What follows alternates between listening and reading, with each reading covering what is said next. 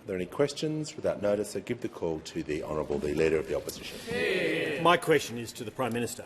Today we welcome the Prime Minister of Solomon Islands, Matthew Wale, to this place. Solomon Islands is a dear neighbour and an indispensable friend to Australia. What is the government doing to deepen this friendship and support the sovereignty of sovereign islands in the face of disruptions to peace in the Pacific? The call to the Honourable the Prime Minister. I thank the Leader of the Opposition. It indeed was an absolute pleasure to welcome the Prime Minister of the Solomon Islands, Matthew Wale, and his ministers to our nation's capital. I ask everyone to give them a welcome.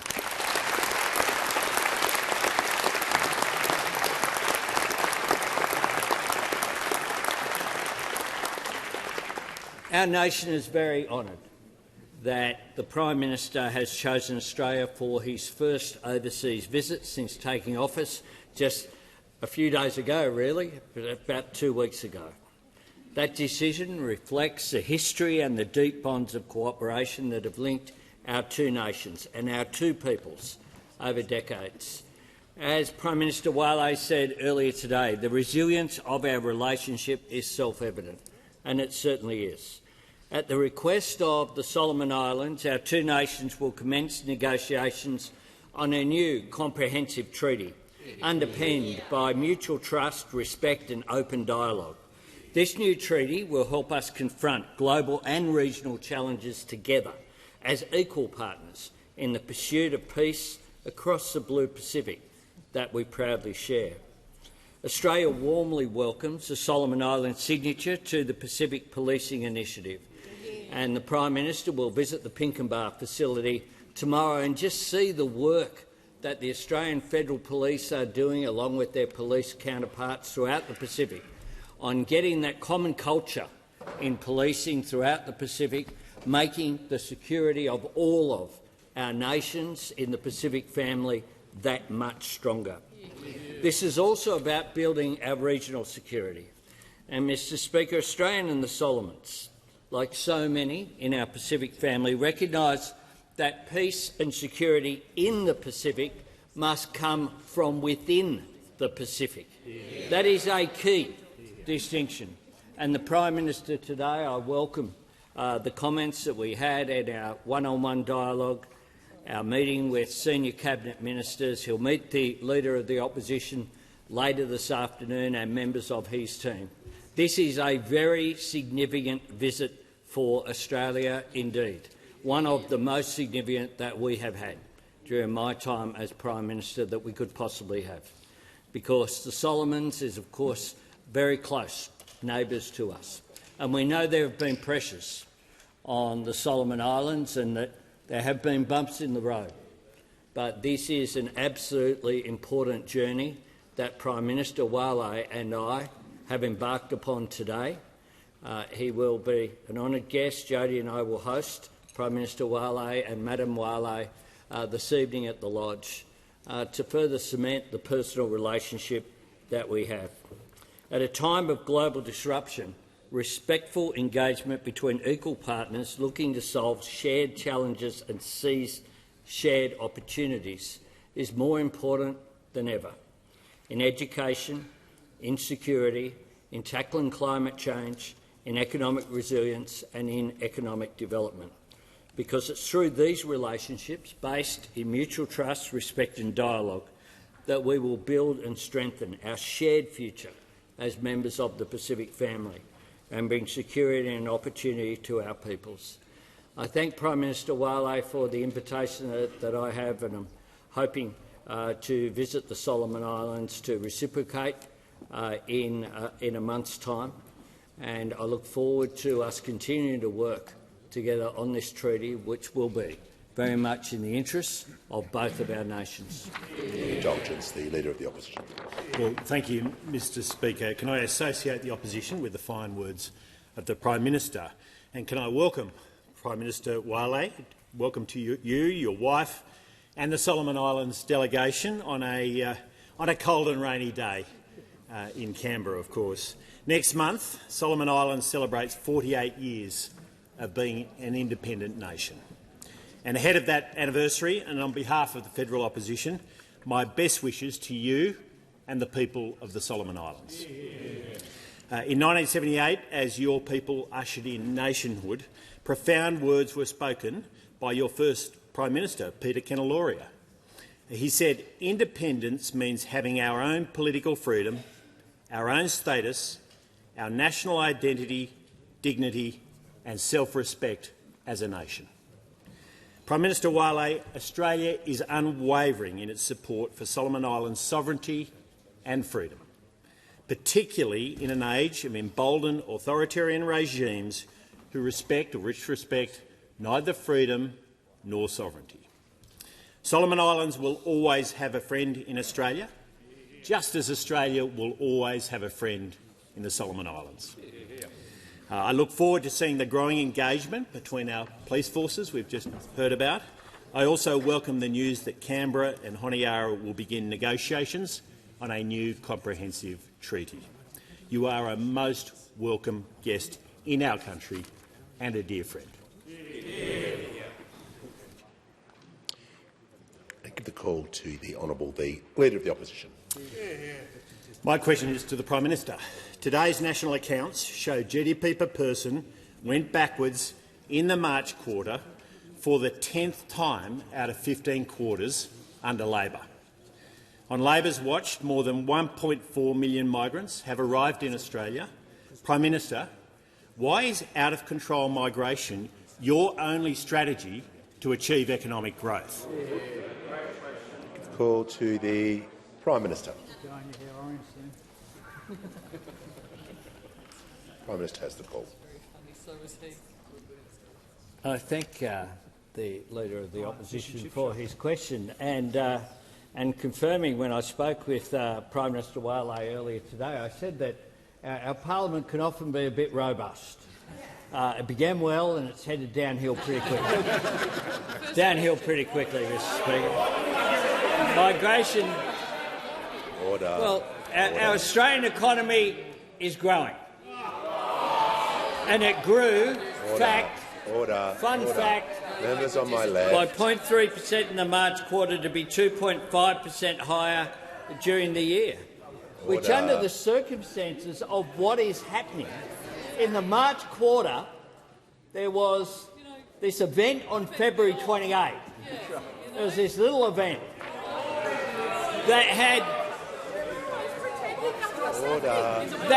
that they say is an excuse. Member for Herbert. This is the mob who earlier on in 90-second statements also criticised the work that we had done on fuel security. There is no country you would rather be than Australia, particularly if you talk to people in our region about what is happening. Countries in our region where they have compulsory public holidays once a week because there isn't enough fuel. What we have managed to do is secure more fuel in Australia than was there on February 28th. We've been able to do that in spite of the fact that the Leader of the Opposition actually ridiculed and criticised us for going to Singapore, for going to Brunei, for going to Malaysia. For a moment, and we'll hear from the order. We'll just get the Prime Minister to pause for a moment. I'll hear from the manager on the point of order. Thanks, Speaker. Goes to direct relevance. The question was about out-of-control migration and anaemic economic growth. Will you please come back to it? Yeah. The question also included the growth figures of today and then the question of immigration and why out-of-control migration is the only strategy to achieve growth. I think the Prime Minister is saying that is not accurate, so he's going to have to. He is being directly relevant, so it's a pretty broad question covering a number of topics. So, order. The Prime Minister will continue. I take the interjection, which actually just said nothing about fuel security, as if what is happening in the global economy has nothing to do with an impact here. All unrelated. We have received 2.5% annual growth, which under the circumstances of the pressures that are on, and the leader of the Liberal One National Party over there, you know, the Liberal One National Party, who comes in here, Member for Barker. Order. Members on my left. You wake up angry. Well, order. in spite of the fact that they know that the migration rate has fallen by 45%.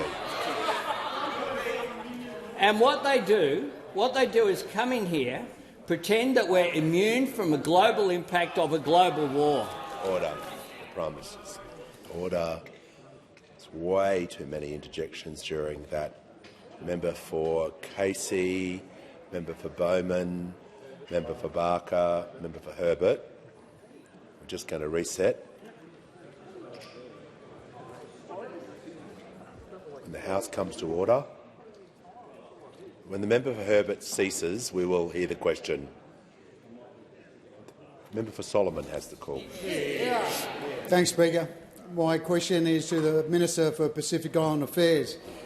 How is the Albanese Labor government helping to deliver a safe, peaceful and prosperous Pacific? Give a call to the Minister for Defence Industry and the Minister for Pacific Island Affairs. I thank the member for his question and his passion for our relationships with the Pacific. Speaker, we're committed to building relationships with the Pacific family. Australia's prosperity and security depends upon a safe and prosperous Pacific. We turn up, we listen and we act on the priorities of our Pacific friends. And that's why we're delighted to welcome Prime Minister Wale and his high-powered ministerial delegation to Australia. The fact that you chose Australia for your first international visit so recently after being appointed is a tremendous compliment to us that we take seriously. We're inspired by your ambitious objectives for your people and we're committed to working with you to achieve them. We're delighted that we've agreed to reset the relationship through a comprehensive, strategic, transformative treaty. This will build on a base that's already very strong. In my numerous visits to Solomon Islands, I've been inspired by the love and affection our two peoples hold for each other. 50% of tourists to your wonderful country come from Australia. We're your largest export destination. And through the Pacific Australia Labour Mobility Scheme, over 12,000 Solomon Islanders have come to Australia, and there's 5,000 right now filling critical labour shortages, sending back on average $1,500 per month to their families. In a recent visit to Honiara, I met Gerard and Joseph, two returned meat workers who spent 3 years away from their families, filling labour shortages in our abattoirs. They now had the skills and savings to set up businesses in the Solomon Islands, growing your economy. We're also privileged to be your largest development partner, acting on your priorities.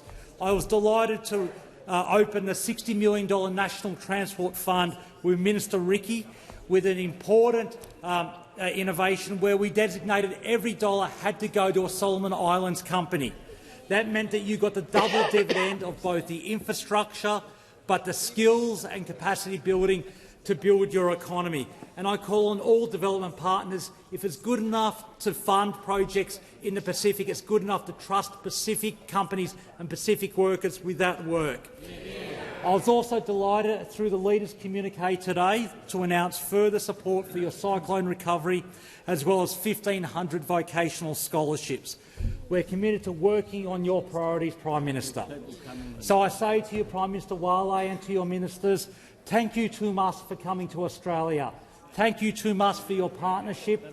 And to the wonderful people of the Solomon Islands, thank you too much for the affection you hold to Australia. Thank you. Give a call to the member for Goldstein. No one's hearing you, man. My question is to the Treasurer. This week, economist Richard Holden described Labor's CGT changes as, quote, a productivity-seeking missile that identifies the most dynamic, highest growth, job-creating businesses and taxes them at huge rates. Today's national accounts show the sharpest fall in productivity in almost 2 years, with productivity down more than 5% on Labor's watch. Treasurer, why is Labor introducing a productivity tax during a productivity crisis? Call to the Treasurer.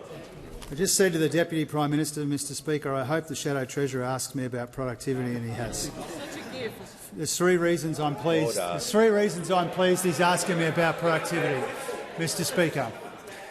The first reason is because the budget that we handed down from this dispatch box a few weeks ago was more focused on the productivity challenge than any of the budgets handed down by those opposite in the wasted decade of missed opportunities which preceded us. That's the first point. The second point, Mr Speaker, is I'm told that the Shadow Treasurer put out a press release today talking about productivity, and this is what he said about productivity. He said that productivity is down 5% since this government took office. And so I checked out that number, Mr Speaker, and I'm pleased that I did. I want to tell the House why I'm pleased that I checked out that number. It turns out that the 5% number that the Shadow Treasurer is using includes the March quarter of 2022. Now, Mr Speaker, we were elected in May of 2022 the first time, and so in March quarter of 2022, and so I thought to myself, I wonder why he's including the March quarter of 2022 and pretending Labor was in office when the Coalition was in office. And let me tell you why he's doing that, Mr Speaker. It's because productivity in the March quarter of 2022 fell by 2.3%. And that was the biggest fall in productivity in more than 40 years, Mr Speaker. So it always pays to check the numbers. It always pays to check the numbers. The Shadow Treasurer, he got the fuel excise wrong. He got his fuel security policy wrong. He got the amount of shareholders amongst young people wrong. He got the dual mandate wrong for the Reserve Bank, Mr Speaker. Again and again and again, Mr Speaker. Order. Members on my right. The member for McNamara. Order.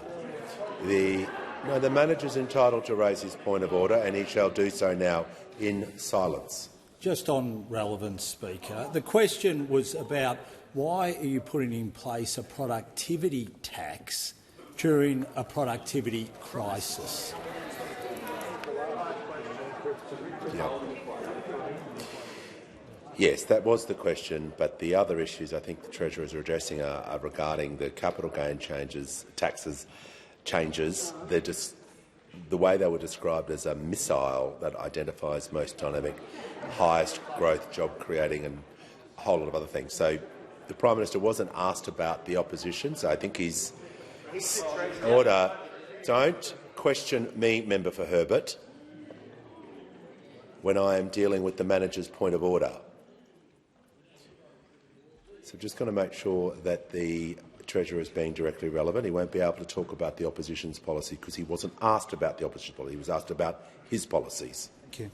Treasurer has the call. Thank you, Mr Speaker. I was asked about productivity and the performance of productivity in our economy, and I've explained why the number that the Shadow Treasurer used today is especially dishonest. Now, when it comes to the tax reforms, when it comes to tax reforms in the budget, Mr Speaker, when it comes to the tax reforms in the budget, Mr Speaker, it takes a special kind of thinker to see a productivity challenge which has existed in our economy for decades and to think the answer to that, Mr Speaker, is to leave everything exactly as it is. To leave everything exactly as it is. And when Howard and Costello made the big mistake at the turn of the century, they said that share investment would go up and it went down. It turbocharged the challenges we have in our housing market. It locked generation after generation of young people out of housing. We're taking the difficult decisions to change that, and we've got a budget which is very focused on productivity as well. The House comes to order. We'll hear from the honourable member for Spence. Speaker, my question is for the Deputy Prime Minister. Since coming to office, what progress has been made by the Albanese government to deliver Australia's future AUKUS submarines? Give a call to...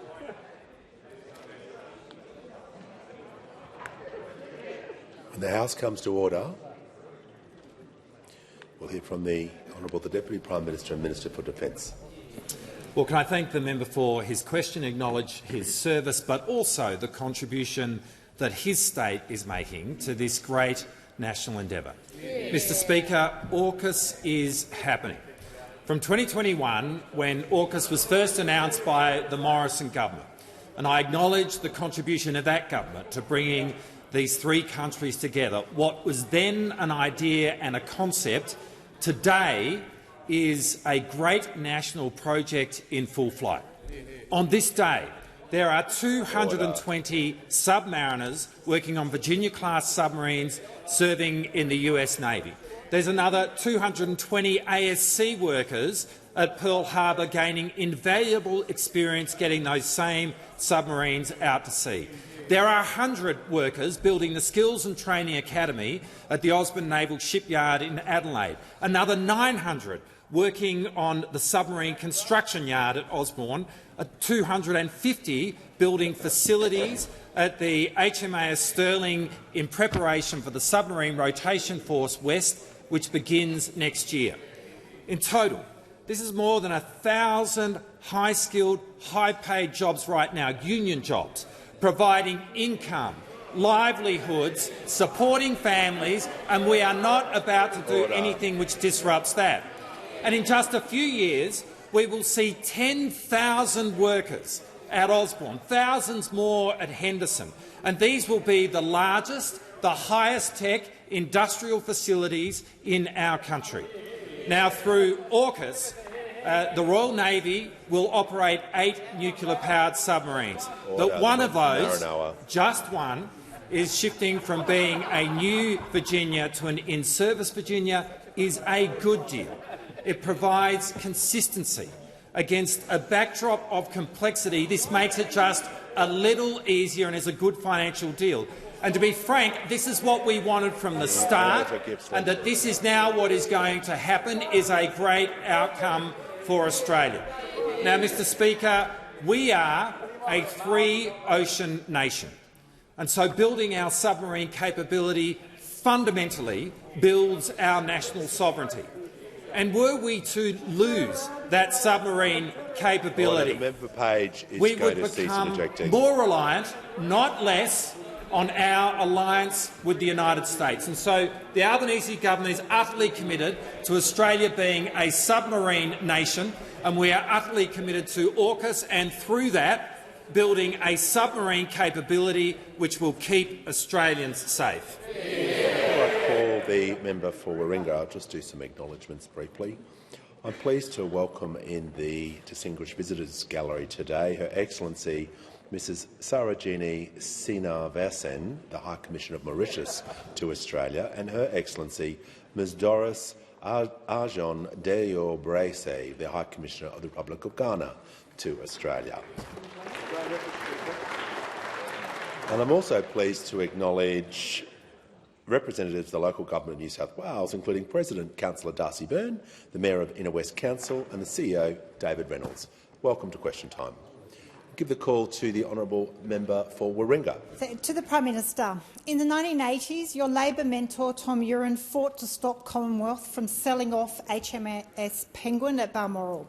In 2021, you invoked Uren in Parliament, saying Sydney Harbour belongs to the nation and should stay in public hands. So why is your government now planning to sell off parts of Penguin at Middlehead against community wishes? And will you commit to setting aside Angorphora remnant bushland for conservation and keeping historic buildings in public hands? Call to the Prime Minister, or the Deputy Prime Minister and Minister for Defence. Well, I thank the member for her question. Order. The member for Mitchell. For too long, the question of Defence's estate has been ignored. It was certainly ignored by those opposite when they were in government.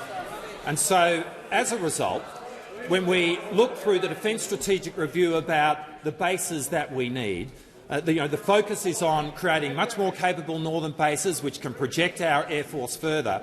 But in the same breath, it highlights the fact that as the largest landowner in the country, Defence today is operating many properties which are costing it not hundreds of thousands but hundreds of millions of dollars to maintain, and yet those properties do nothing in terms of Australia's capability. Now, we hear guffawing from those opposite, and we hear it because in their 9 years in government, they rotated defence ministers through the portfolio so quickly that they could never get around to the business of actually managing defence, and they left this as an untouched area. Order. The Minister for Pacific Island Affairs will cease rejecting. I want to hear from the manager. I'm not. It's just, goes to relevant, Speaker. There was nothing about the opposition in this question. It was about remnant vegetation and your fire sale Resume your seat. Thank you. The Deputy Prime Minister won't be able to talk about opposition policies or any previous opposition because he was asked about the government's plans that they are undertaking, which you're responsible for. So do not stray into those territories anymore. The manager is correct. Order. The member for Canning will leave the chamber under 94A. Well, I didn't hear what he said, but it's interrupting when I'm dealing with the manager, with your manager of opposition business, ruling in his favour that he wants to then heckle him. So I don't know why that's happening. But anyway, order. So if everyone can just show a bit of respect and courtesy each other, we'll deal with one thing at a time, instead of this constant bickering and yelling over each other. It's unbecoming, and I won't have it in the House. Deputy Prime Minister will return to the question. Well, thank you, Mr Speaker. And look, I can understand the opposition's sensitivity because for 9 long years they squibbed the issue, and they're squibbing it now. HMAS Penguin. No, you don't need to resume your seat. I know what you're going to say. Deputy Prime Minister, I just told you not to do that, and I told you not to mention the opposition. You're defying me. If you do it again, I will sit you down. So return to the question or resume your seat. The Deputy Prime Minister has the call. Thank you, Mr Speaker. Dealing with the estate is business which is long overdue in terms of managing defence policy. And so, as a government, we actually are tackling difficult issues. Now, we are working with communities around Australia who are proximate to each of these estates, each of these defence properties, each of these bases, including HMAS Penguin. And we are absolutely committed to working through with the community what is the future use in respect of HMAS Penguin. And we have been doing that from the moment that we did the Defence Estate audit and had an examination as to whether each of these properties had a role to play in our Defence Force, and if not, what role they could otherwise play. Now, as the member, I assume, may know, the process that we have announced is that these properties will be transferred from the Department of Defence to the Department of Finance relatively quickly over a period of the next couple of years. But from there, the process of disposing of the properties will take as long as it does, and that means that there will be adequate time in which to engage with communities to deal with questions such as the one that the honourable member has raised. And we certainly are very willing to work through with the honourable member those issues, along with the Assistant Minister for Defence, the member for Wills, who has carriage of this, to make sure that as we manage the future of HMAS Penguin, be it inside Defence or beyond, it is a future which has the best outcome for the community in your electorate. The call to the member for McEwen. Question is to the Treasurer. What does today's national accounts data tell us about the resilience of Australia's economy, and how does the government's economic agenda compare to other approaches? Call to the Treasurer. Thank the member for McEwen for his question, but also for being an absolute champion of the working people and his communities in and around Melbourne and the outer suburbs there, Mr Speaker. Today's national accounts, as the PM said, showed that the Australian economy grew 0.3% in the March quarter, 2.5% through the year. This is a very solid outcome in the circumstances, Mr Speaker. We have our fair share of challenges in our economy, but we've also got sturdy foundations as well. This is the equal fastest annual growth in almost 3 years, Mr Speaker. Warned, and And can I just interrupt the member for Page is just interjecting way too much.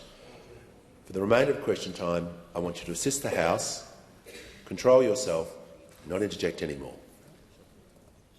Treasurer will continue. Thank you. These national accounts show how resilient our economy is at a time of very substantial global economic volatility. But the biggest story from these national accounts was the contribution made by the private sector, and particularly business investment, Mr Speaker. Private sector investment in our economy is booming in these March national accounts.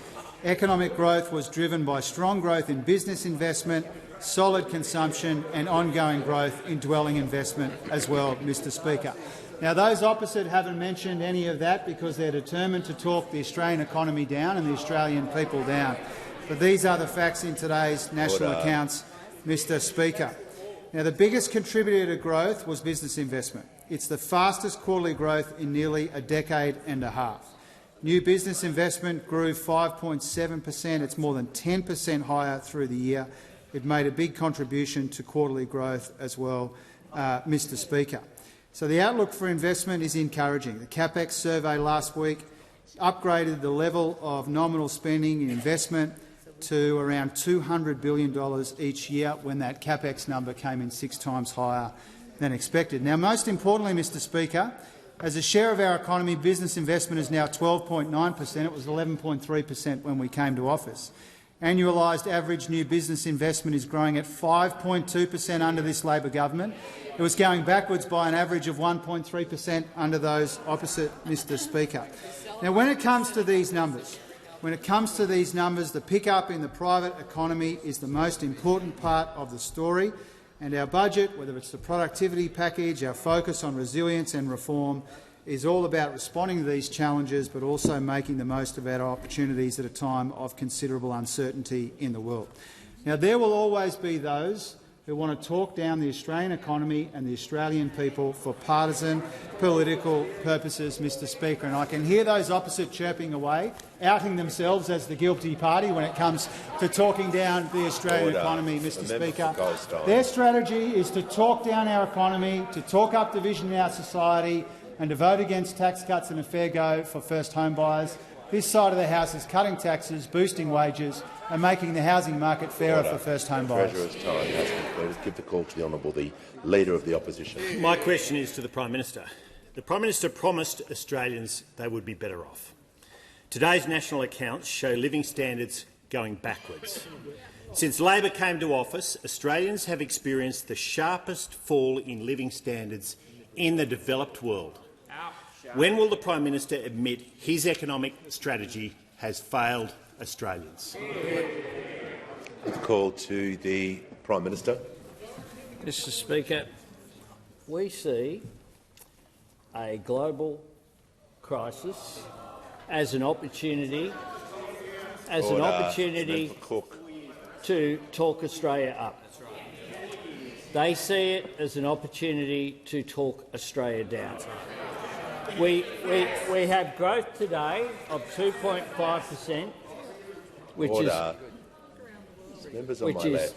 higher than it is higher than the majority of the OECD. Higher. Order. And the leader of the Liberal One Nationals over there says it's the worst in the world. The OECD, mate. The OECD is the developed world. Order. Members on my left. That's what it stands for.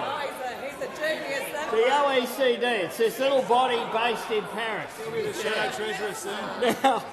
Now, we are growing faster than most of the developed world. Order. The Leader of the Opposition is just going to cease interjection. We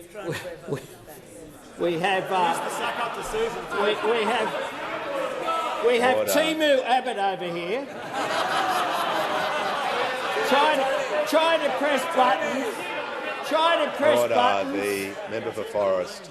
And divide Australia, as they always do. when the fact is we have, as a result of this week, we have an economy that's growing. We have private sector investment which is growing substantially and driving that economy. The member for Gosling. We have higher wages as a result of the 4.7%.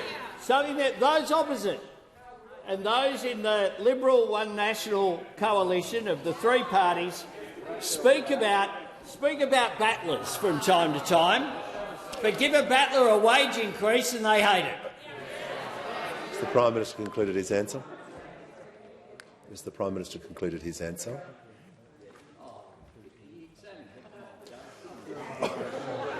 The manager on a point of order. Irrelevant, Speaker. This question didn't ask anything about the opposition. It was about falling living standards that are far. Yeah.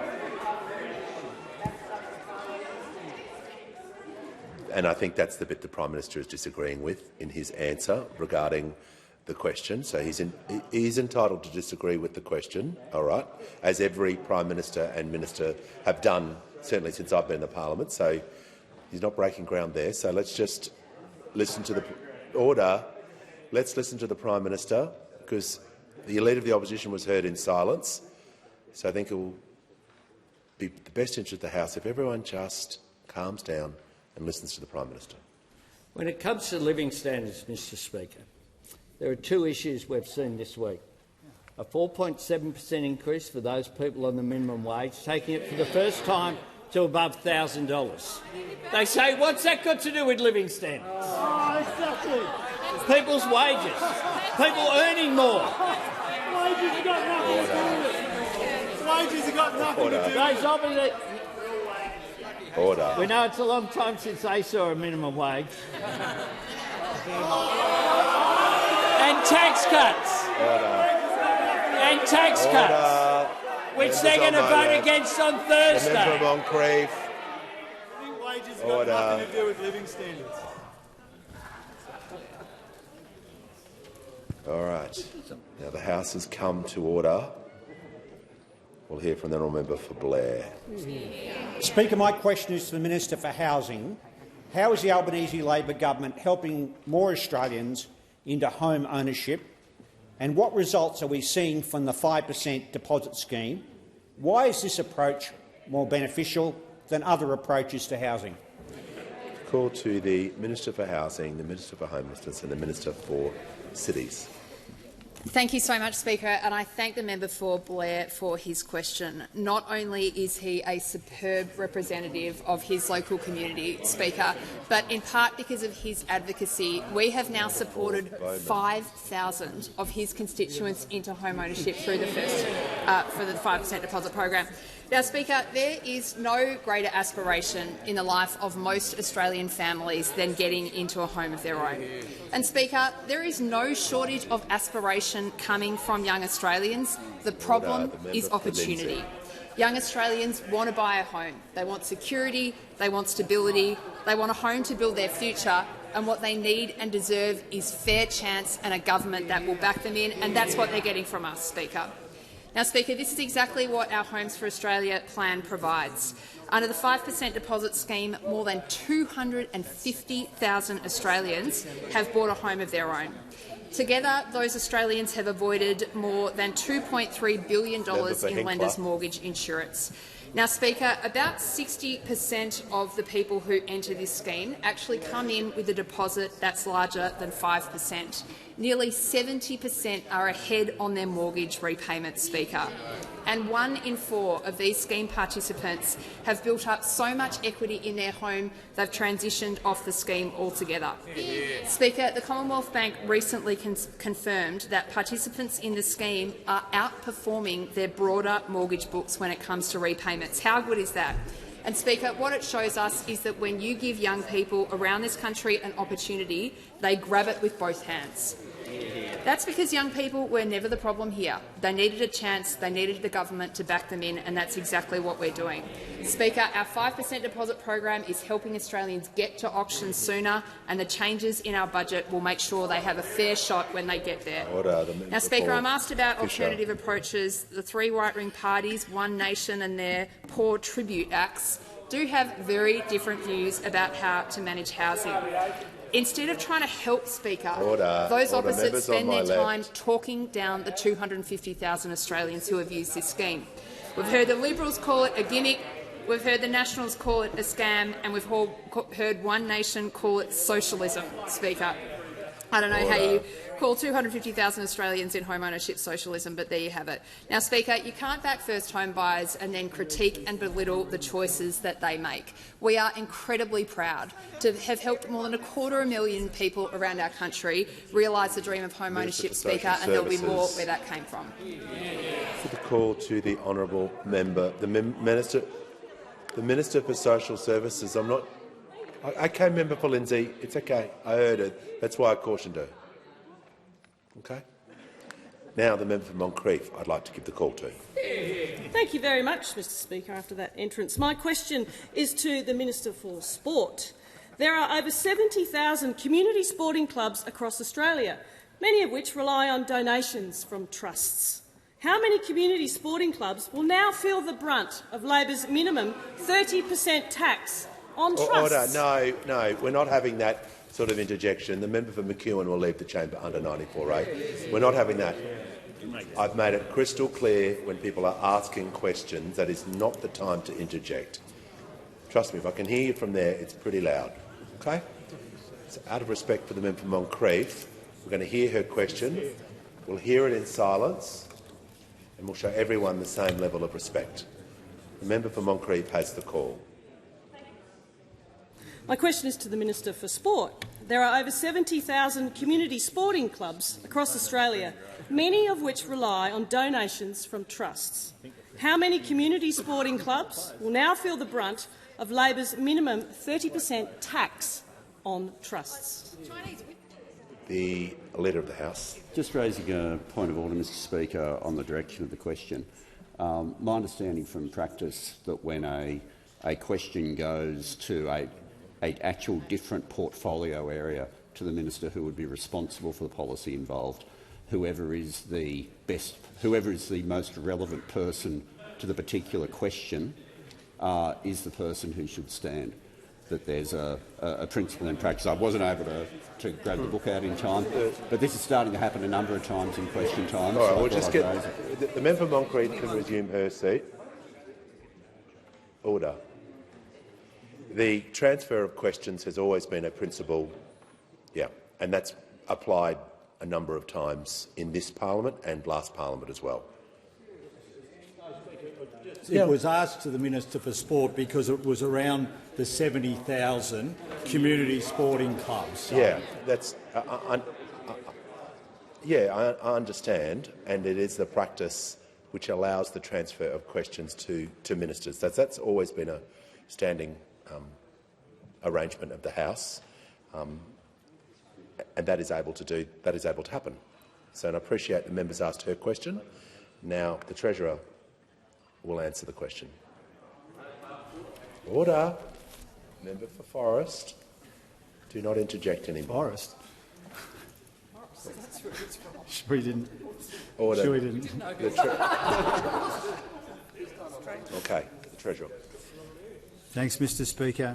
As those opposite are aware, charitable trusts are exempt from the minimum, and there are other exemptions as well.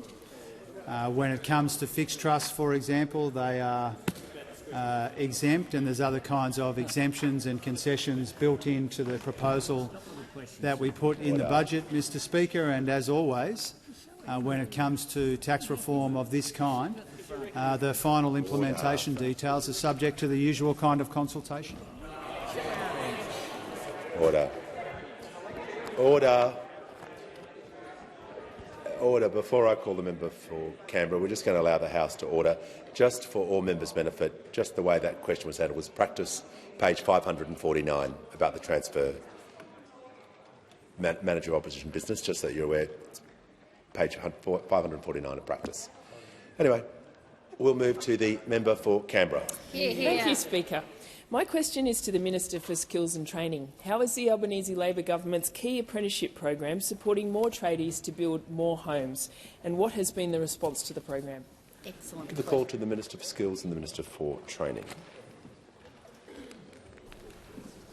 Thanks very much, Speaker, and thank you to my friend, the member for Canberra, for her question. Like everyone on this side of the House, she understands just how critical it is that we pull on the full range of levers to ensure that more homes are being built for Australians. And this morning, the member for Canberra and I were with the Minister for Housing in the northern suburbs of Canberra to meet Caitlin. Now, Caitlin is an electrician and she's a small business owner. Caitlin this year has taken on an apprentice, an amazing young woman called Poppy. Poppy's just 16, but she knew that she always wanted to undertake a trade. And Caitlin and Poppy, they are both benefiting from the Albanese government's key apprenticeship program. $10,000 for an apprentice, paid in instalments, backing apprentices like Poppy to start and, most importantly, to finish their apprenticeship.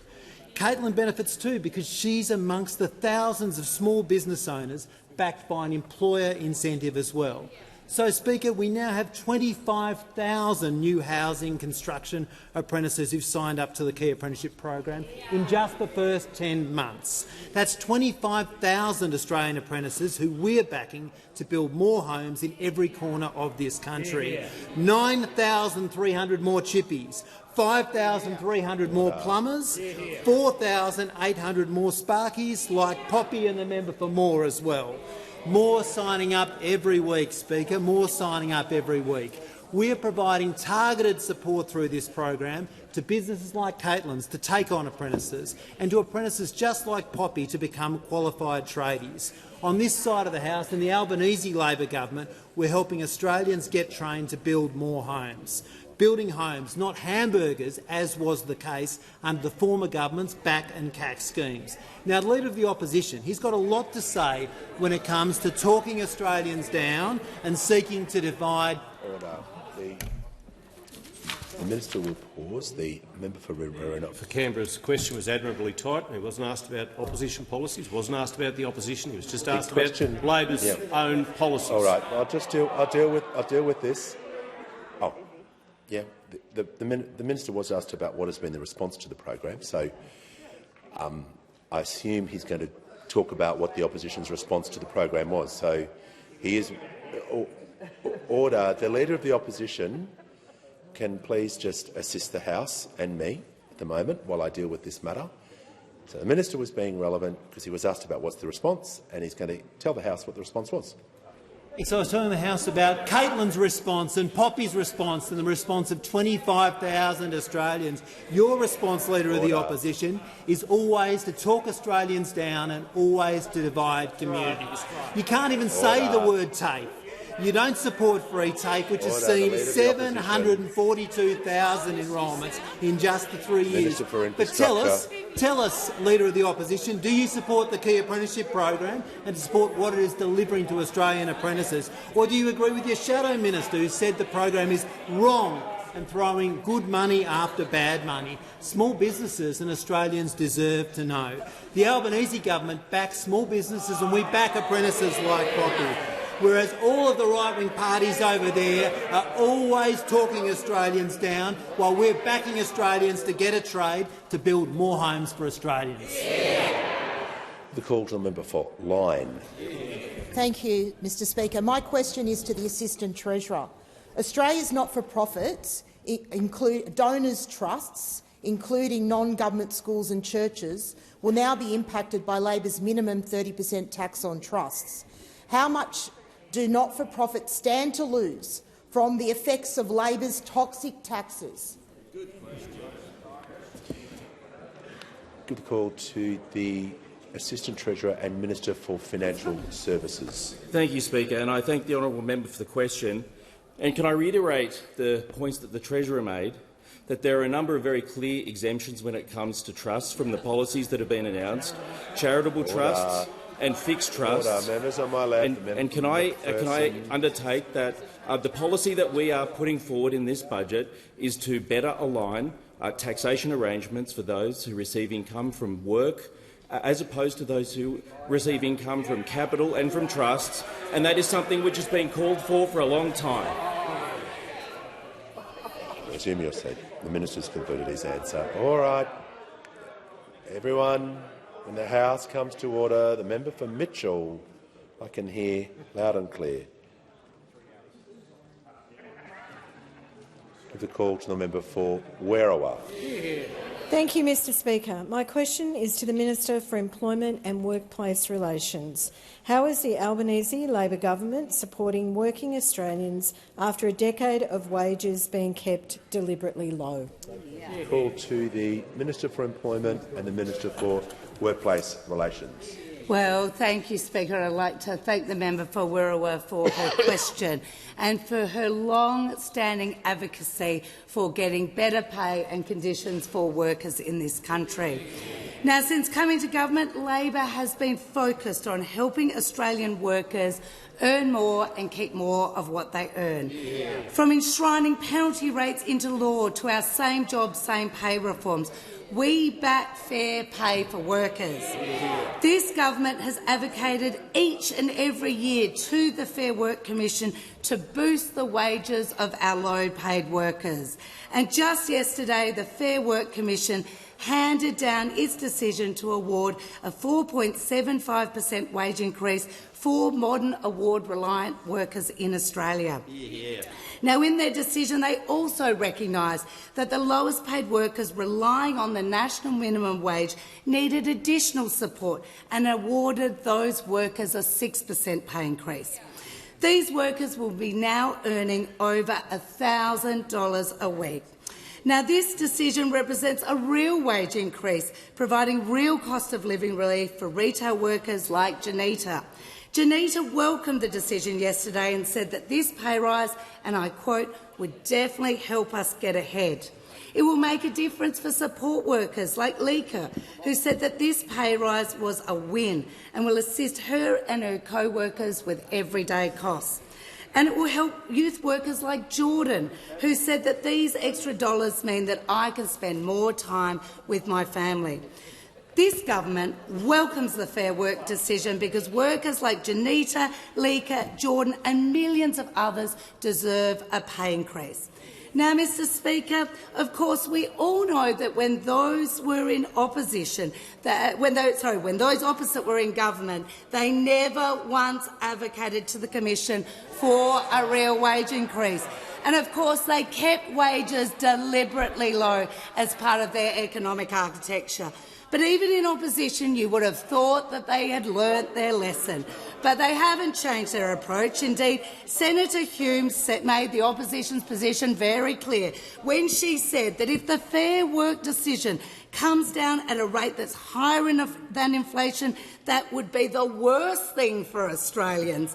And even yesterday, in her media release about the decision, she failed to back this pay increase for hard-working Australians.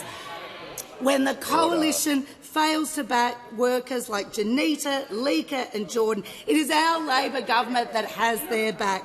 These workers deserve a pay increase and they deserve a government that backs them. Before I call the member for Ryan, I'm also pleased to advise in the House today as the guest of the member for Braddon, Phil and Vicky Purnell. Give the call to the honourable member for Ryan. Thank you, Speaker. My question is to the Prime Minister. According to Oxfam, over the last year, 17 more billionaires have been added to Australia's billionaires list, now at 178. This time next year, do you think there should be fewer or more Australian billionaires? That question I've got some difficulties with because it's asking for an opinion. And you can't ask a minister regarding their opinions, otherwise we would be here all day if that was the case. Order. But just to remind all members that they can't ask ministers or prime ministers opinions, and it's not the responsibility of the PM, so we'll have to be lenient with this one, and the Prime Minister will get some latitude in answering this question as a result of the way it was asked. I thank the member for Ryan for her interesting question. I will make some comments about aspiration, though. What I want is for people to be as successful as possible. Now, for most people, overwhelmingly, that's not about whether there are more billionaires or not. It's about whether they get a roof over their head that they own. Most Australians don't aspire to be billionaires. What they do aspire to, though, is to live a life of comfort, is to be able to retire with decent superannuation, which is why we're putting that in place. They aspire to, if they get sick or their kids get sick, to be able to get health care through Medicare. And one of the great things about this country is that when Kerry Packer had a heart attack, he ended up at my local hospital, Royal Prince Alfred Hospital, and he got the same care in the emergency department as my mum, the invalid pensioner, did when she passed away, having gone through the same level of care that Kerry Packer got at Royal Prince Alfred Hospital.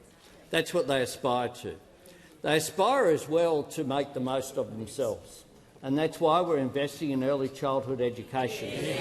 That's why from this year began the fair and full funding for every student in every public school, as well as in every private school across Australia.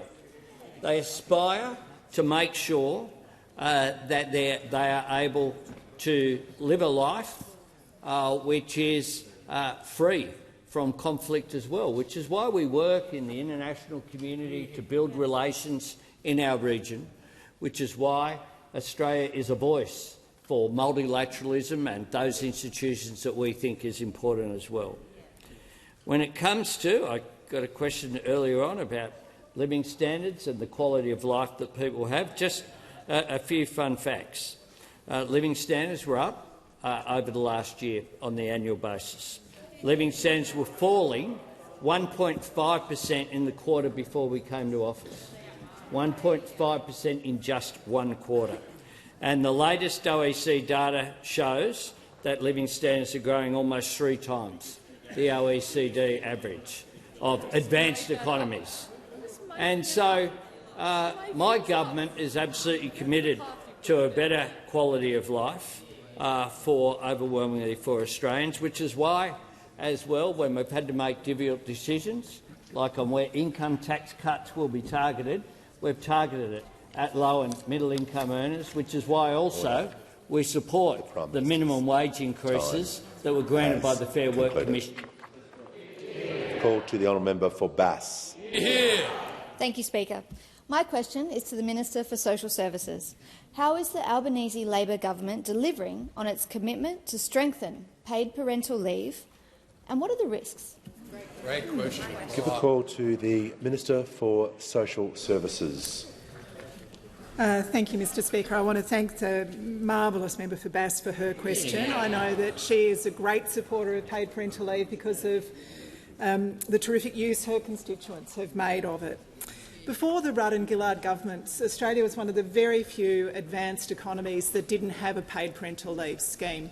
Labor introduced paid parental leave, and Labor continues to build on and expand paid parental leave. People who use paid parental leave will get more time. From the 1st of July this year, we're going to the full 6 months of paid parental leave. They'll get more money. We've been increasing the amount that they receive, and thanks to yesterday's minimum wage announcement, families will now receive almost $30,000 across their paid parental leave. They're almost $16,000 better off since just 2022 with the election of the Albanese Labor government. Of course, families will also receive more flexibility. Parents will be able to take more time off together, and more people will be eligible as the thresholds continue to increase. Around 180,000 families every year benefiting, and when they get back to work, mums and dads will find cheaper childcare as well. Now, those opposite have always been deeply divided about supporting hard-working Australians. We had former Treasurer Joe Hockey saying that mums were double dippers. He said that on Mother's Day, you'll remember.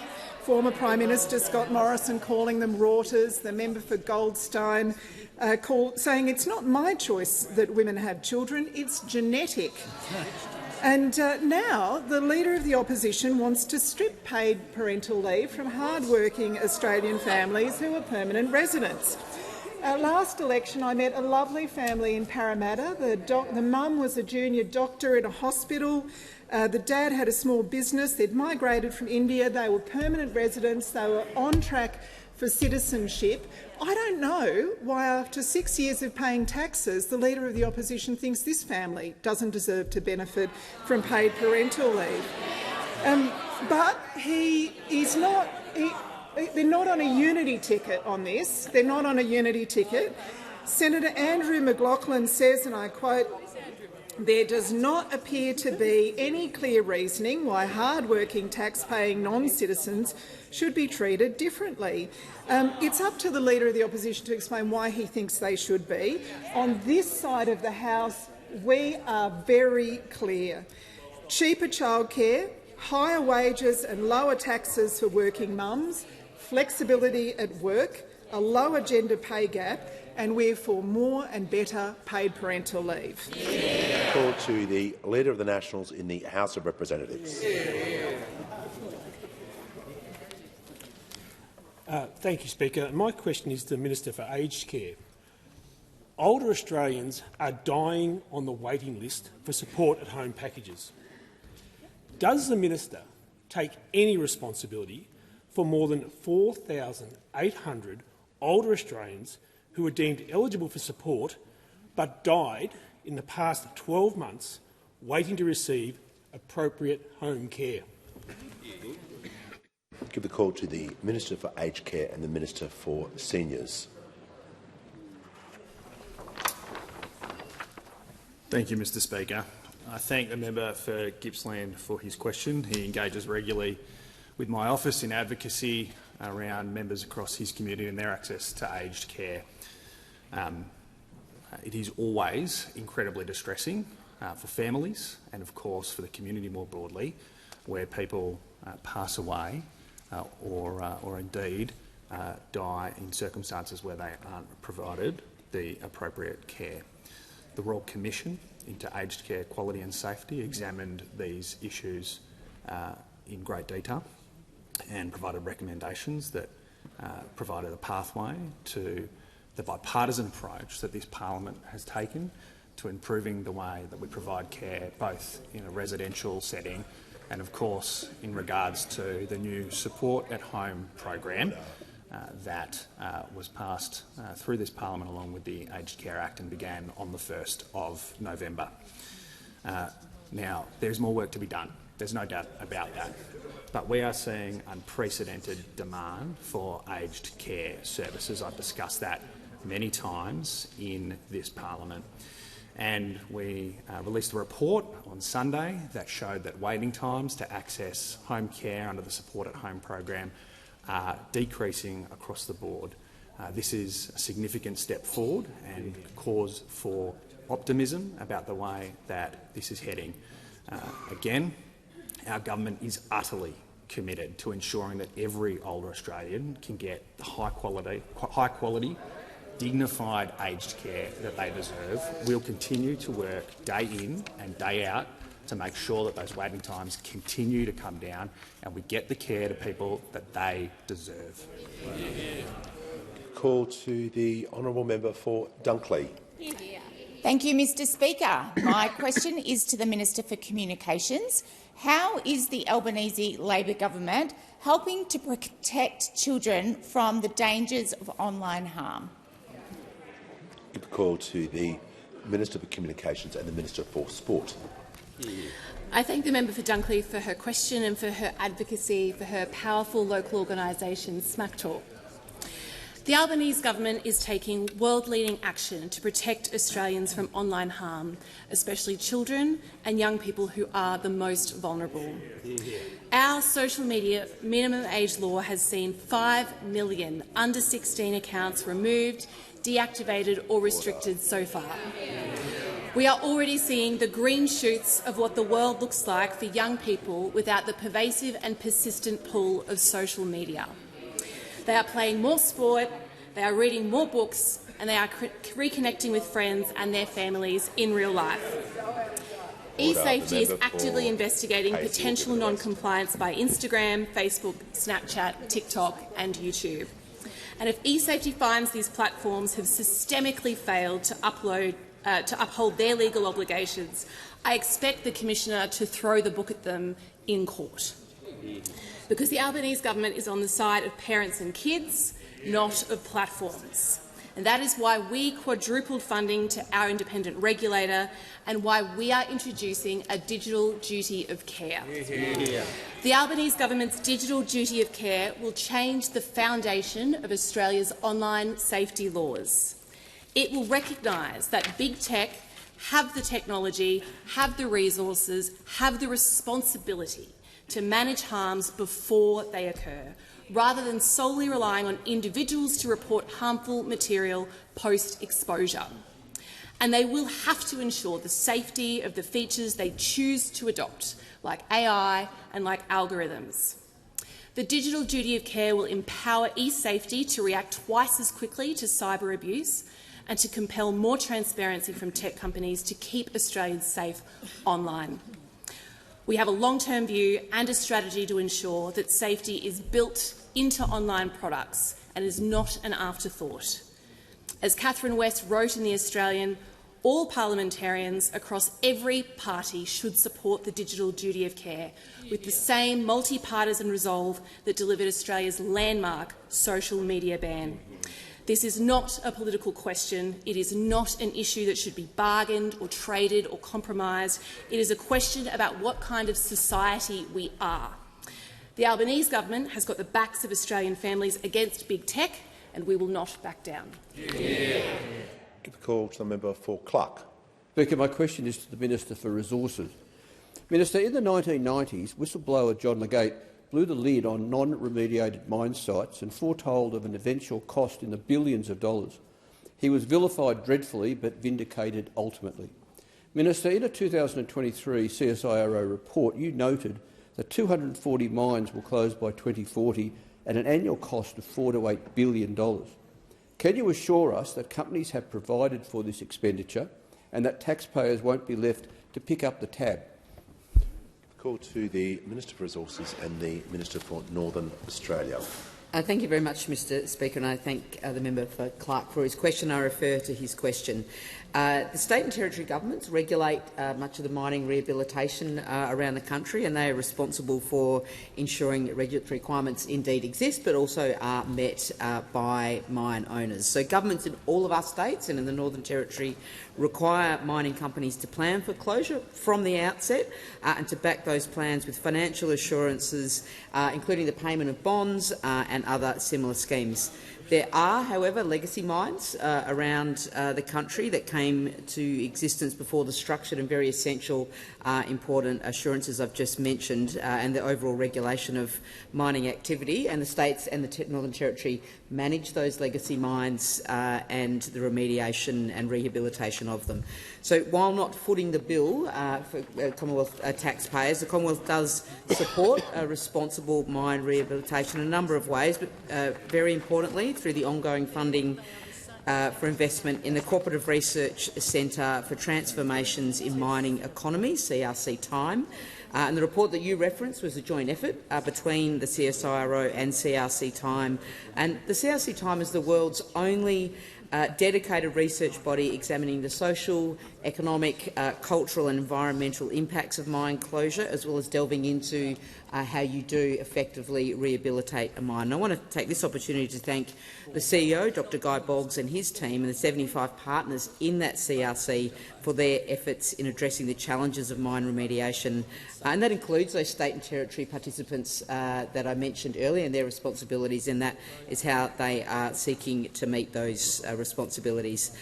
Rehabilitation has changed a lot recently. Geoscience Australia now has an atlas of mine waste that seeks to unlock value in previously mined and unused rock to boost our global position as a clean energy powerhouse. At Collie, in our home state of Western Australia, Lake Kapwai, Salaries is transformed into a former coal mine, is now a lake enjoyed by many in the community, and AUKUS Eneabba operations show how large mineral sands projects can be returned to really great biodiversity, but equally in the southwest we see how mineral sands are returned to agricultural land. There are also new technologies, really importantly, that repurpose mine infrastructure. For example, proposals such as green gravity in the member for Cunningham's electorate that uses disused coal mine shafts to store and dispatch renewable gravitational energy. These are really important projects. There is a lot of work to do on rehabilitation. Taxpayers are not footing the bill, but the state and territory governments are primarily responsible for making sure that rehabilitation happens. But we support them as we can. Thank you. Call to the honourable member for Gilmore. My question is to the Minister for Regional Development, Local Government and the Territories. How is the Albanese Labor Government delivering real outcomes for regional Australia? What other approaches to the regions is the government being asked to consider? Give a call to the Minister for Emergency Management, the Minister for Regional Development, the Minister for Local Government and the Minister for Territories. Thank you, Mr Speaker, and I want to thank the member for Gilmore. As my electorate neighbour, I know how fierce she is when it comes for advocating for her local communities. Yeah. Mr Speaker, the Albanese Labor Government is delivering real outcomes for regional Australia, investing in the infrastructure that our communities need to prosper and delivering it through transparent grant programs, transparency that is not colour-coded. But more on that later, Mr Speaker. Our Growing Regions Fund is already delivering real results on the ground for regional communities all over the country, thanks to almost $600 million in funding.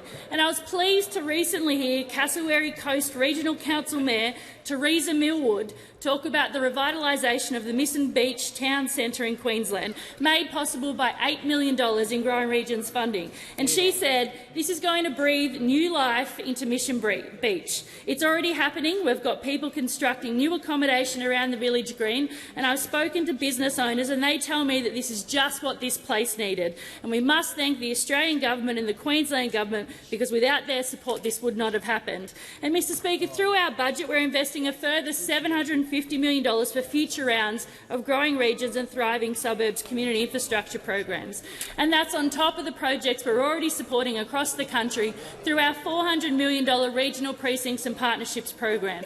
Practical, community-driven projects that create jobs, grow local economies and strengthen regional resilience. Just last month I announced $48 million for 12 new projects across regional, rural and remote Australia, like Wynyard in Tassie, where more than $9.5 million is transforming Big Heart's Artisan Precinct into a hub featuring workshops, a greenhouse, cultural spaces and purpose-built infrastructure to support regional enterprise growth.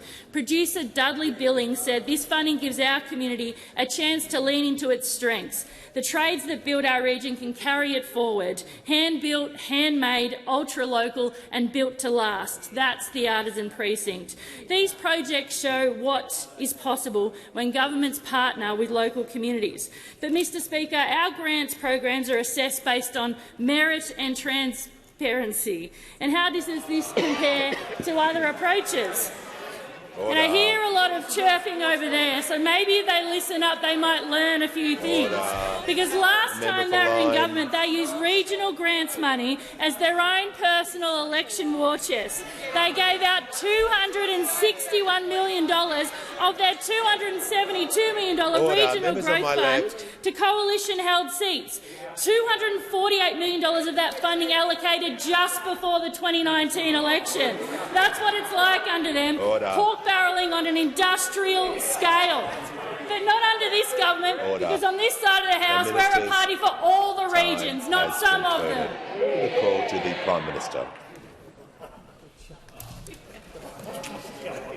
The member for Riverina will. Nice try. The Prime Minister. Not the most unpleasant way. He's been sat down after what happened to him at the club. He was defending me.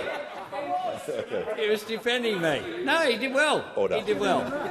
I asked that further questions be placed on the notice paper.